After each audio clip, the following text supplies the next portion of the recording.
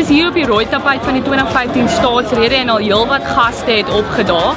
Die vrouens is vanaand vreeslik uitgevat met baie blink uitrustings, baie vere, daar's weer baie Afrika temas.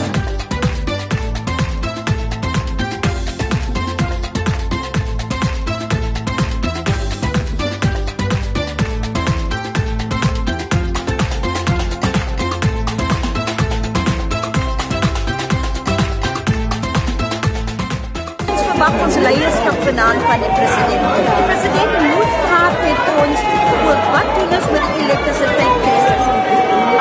Al die voordele en al die voorspoed wat ons het vir die afgelope 20 jaar gaan teruggesit word as ons die elektrisiteit en krag gaan regkry. Die DA dra vanaand almal swart in protes.